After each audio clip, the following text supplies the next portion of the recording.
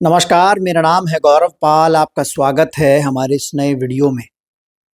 कांग्रेस और राहुल गांधी की मुसीबतें रुकने का नाम नहीं ले रही हैं।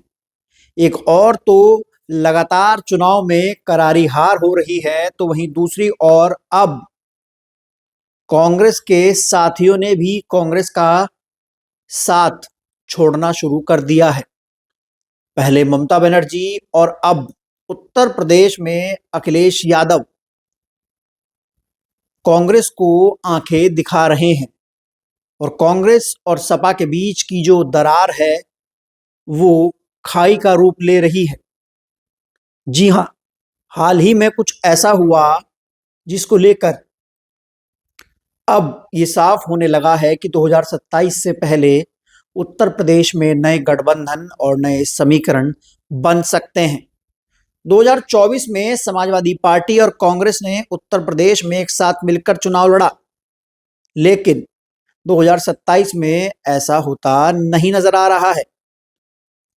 सपा ने कांग्रेस को लोकसभा चुनाव में ही कम सीटें दी और आंखें दिखाई। उसके बाद उपचुनाव में बिना कांग्रेस से बात किए सीट बंटवारा कर दिया।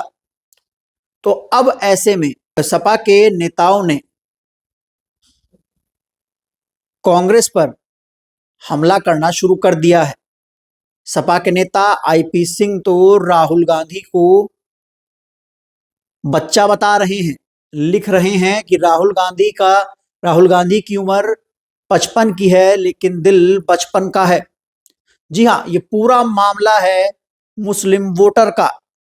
संबल के मुद्दे पर जिस तरीके से राहुल गांधी ने एग्रेसिव होने की कोशिश की, तो कहीं ना कहीं समाजवादी पार्टी को डर सताने लगा कि कहीं उत्तर प्रदेश का जो मुस्लिम वोटर है वो सपा की ओर मोबिलाइज ना हो जाए। तो ऐसे में अब समाजवादी पार्टी ने भी कांग्रेस को दरकिनार करना शुरू कर दिया है। 2024 के लोकसभा चुनाव से पहले बीएसपी सुप्रीमो मायावती ने बात कही थी कि दिल मिले या ना मिले, हाथ मिलाते रहिए, और वही अब दिखाई दे रहा है। सपा और कांग्रेस का दिल आपस में नहीं मिल रहा है। राहुल गांधी जनहित के मुद्दों पर लगातार फेल होते नजर आ रहे हैं। कभी संबल का मुद्दा उठाते हैं तो कभी अडानी पर पहुंच जाते हैं।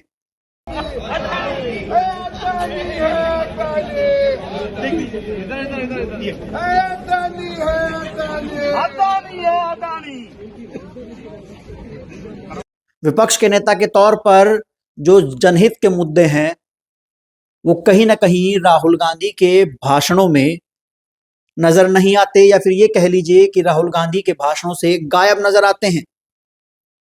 तो वहीं दूसरी ओर समाजवादी पार्टी के सांसदों की सिटिंग में जो बदलाव हुआ संसद में, उससे भी सपा नाराज बताई जा रही है। राम गोपाल यादव ने तो यहां तक कह दिया कि राहुल गांधी कभी इंडिया गठबंधन के नेता थे ही नहीं, और कांग्रेस कितनी कमजोर है कि तेलंगाना, हिमाचल और कर्नाटक में जहां पर उनकी सरकार है वहां पर लोकसभा की सीटें हार गई। उसके बाद हरियाणा में जहां पर 5 लोकसभा सीटें जीती वो चुनाव हार गई, और महाराष्ट्र में जहां पर इंडिया गठबंधन ने मजबूती से लोकसभा में चुनाव लड़ा और सीटें जीती, वहां पर भी कांग्रेस के नेतृत्व वाली महाविकास आघाड़ी का बुरा हाल हुआ। महाराष्ट्र में सपा ने खुद को महाविकास आघाड़ी से दूर कर लिया है। अब यह देखना है कि उत्तर प्रदेश में 27 के चुनाव से पहले नए समीकरण और नए गठबंधन बनेंगे, उनकी तस्वीर क्या होगी। क्योंकि कहीं ना कहीं राहुल गांधी एक तरीके से यह दिखता है कि वो विपक्ष को साथ लेकर नहीं चल रहे हैं। ये बात ममता बनर्जी ने भी कही है। वो खुद संयोजक बनना चाहती हैं, इंडिया गठबंधन का नेतृत्व करना चाहती हैं। उनको ऐसा लगता है कि राहुल गांधी सिर्फ अपनी छवि बनाने के लिए मीडिया में बयानबाजी कर रहे हैं। जिस तरीके से राहुल गांधी संबल गए, वहां पर जाने से उनको रोका, और उत्तर प्रदेश में कांग्रेस का संगठन असक्रिय नजर आया, उसके बाद एक बात तो जाहिर हो गई है कि कांग्रेस अभी जमीन पर बहुत कमजोर है। 2024 के चुनाव में जो माहौल बना था वो बदल चुका है। अब राजनीति पहले जैसी नहीं रही है। अब यह देखना है कि आधिकारिक रूप से इस गठबंधन के टूटने की घोषणा या शुरुआत कब होती है, क्योंकि इंडिया गठबंधन के लिए कुछ भी इस समय अच्छा होता नजर नहीं आ रहा है। वहीं देखा जाए तो पूरी कांग्रेस जो है वो इंडिया गठबंधन और जनहित के मुद्दों को छोड़कर राहुल गांधी और प्रियंका गांधी को नेता बनाने में लगी हुई है। अब ऐसे में एक बड़ा सवाल ये उठता है कि आखिर भाजपा के खिलाफ कैसे लड़ा जाए।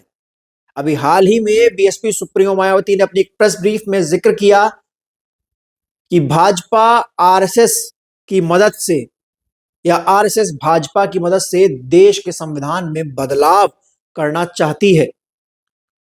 और राहुल गांधी जिस तरीके से संविधान और दलितों के मुद्दों की बात करते हैं, लेकिन जब बांग्लादेश में दलितों के ऊपर अत्याचार होता है तो उस पर चुप और मौन हो जाते हैं। तो कहीं ना कहीं राहुल गांधी अब भी